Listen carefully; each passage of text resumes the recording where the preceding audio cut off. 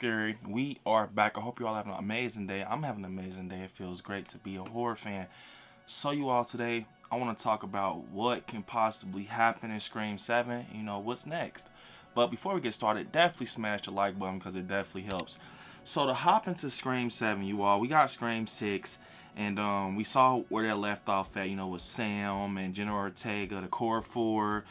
We saw the killers reveal, Leanna Liberato, Dermot, Ethan, and it's like, where do we go from here? Now, we see that Sam actually leaves Billy Loomis's mask on the ground, which I thought she would have kept. That would have definitely kept us, like, on the edge of our seats, leaving the theaters, like, holy shit, she kept the mask. Is she going to be Ghostface? But, she's definitely the final girl of this Scream series that we have right now.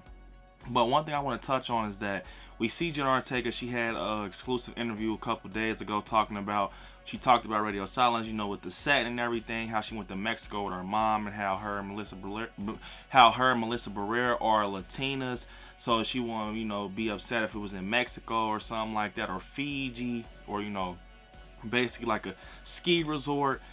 Look, we know they're in college, right? So Jenna Ortega, Chad, Mindy, they're in college. Sam's trying to get her shit together.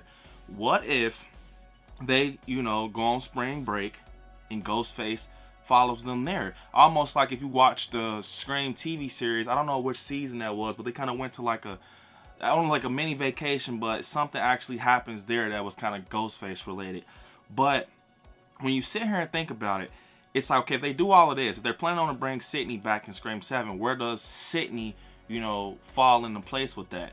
How about something like this happens where the ball kind of lands on Sydney and Jenna Ortega and Sam actually goes and helps Sydney? That would be crazy. I know, a lot of us wants to see Stu Macher come back. I would love to see Stu Macher come back. Possibly, maybe Stu has, a cult out there. We've been talking about this cult. Maybe Stu has them under his wing. They just been keeping it hush hush. And it's a lot of stuff that's been not adding up with this Scream series. From Amber killing Dewey, the height. I know it's like, okay, it's just height. The stunt double just didn't match the height. But it's like they're fucking up a lot of times for us to catch that. Same with Leanna Liberato. I don't see Leanna Liberato hovering over a couch like that, but that's just my opinion. I heard people out there, just talking about that. I really don't think that was Leanna Liberato. I will not be surprised if they're planning to make Scream 7 the end, it was just one big trilogy, that it's been someone behind the scenes the whole time stepping in to kill who they want specifically. Think about it like this, you guys. Every time we had mess ups, issues with like height difference with Ghostface, it's so weird. It happens right when like a legacy character either has died or is about to die. Okay, Dewey died. Amber just didn't fit that Ghostface height, right? I'm just saying, maybe I'm wrong. That's not Amber under that costume that killed Dewey. It's just not. Then we go over to Gail. She almost gets killed.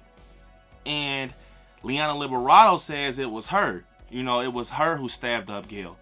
It just doesn't make any sense to me, guys. It just doesn't make any sense to me that these two females are trying to take out legacy characters. I've said, man, if you wanted to...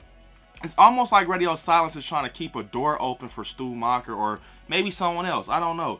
But I think it would be crazy if they kind of incorporated him through those scenes. The whole time he's been hovering through these scenes, just trying to take out, legacy characters. Gotta think. He took out Dewey. If this is Stu Macher, he took out Dewey. He tried to take out Gail. It's someone that obviously has something out for them. But they're sending Leanna Liberato once again. And you remember Gail's on the phone and Ghostface says, "You miss me, Gail?" And it's almost like, why would Leanna Liberato say that to Gail? You know what I'm saying? I don't know. Maybe just the Ghostface, the presence in general. Either way, I feel like it has to go some type of way where Sam gets pulled in and Sydney, if they decide to bring Sydney. I'm not going to lie, I really enjoyed Scream 6, even though it wasn't no Sydney, because the core four did a great job. I would like for them, I feel like, okay, we talk a lot about Halloween Ends and how it was, but I'm going to say something. David Gordon Green, even though that risk was kind of too much of a risk that he took and it kind of shot him back, I'm gonna need Scream to take a risk. I don't need them to take big of a risk like Halloween Ends, but I'm gonna need them to take a risk, man, because you don't want to get burnt out on doing the same stuff. We got that brutal Ghostface. Now what's next? You know, you don't want it to fall in the same bucket as Halloween Ends, so they're gonna have to go real tight with the story. Now, if you're going off Scream 3, you can kind of incorporate a different location, different set. You can go with the sibling aspect. Maybe, you know, someone has another sibling that's coming from the past that's obsessed with, like, Stab.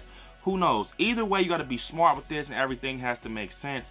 I personally would love to have Sydney come back. You guys comment down below if you want Sydney to come back, or would you rock out the core 4?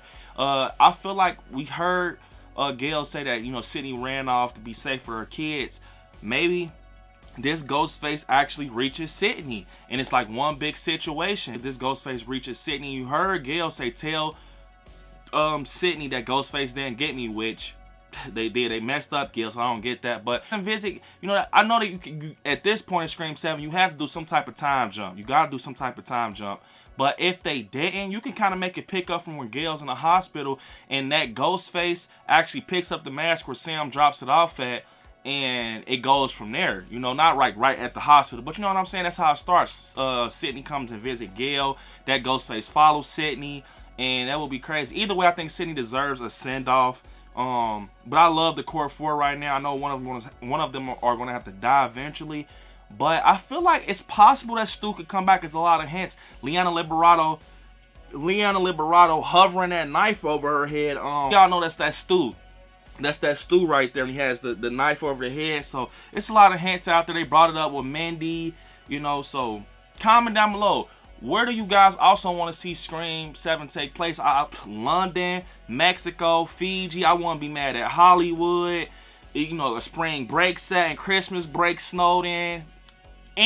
Look, picture Ghostface in the all-black robe, slashing and killing, and the blood's hitting that white snow. You just see this black figure walking through the all white snow. I think that'll be so crazy. Maybe it takes place around the holidays. Who knows? We saw how Halloween went, but you all, unfortunately, it's the end of the video. Comment down below what you guys think about everything we talked about.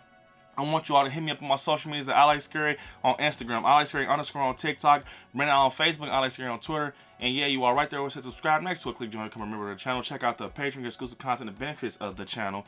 And yeah, you all, watch some horror movies. Stay scary out there. I love you all. Peace.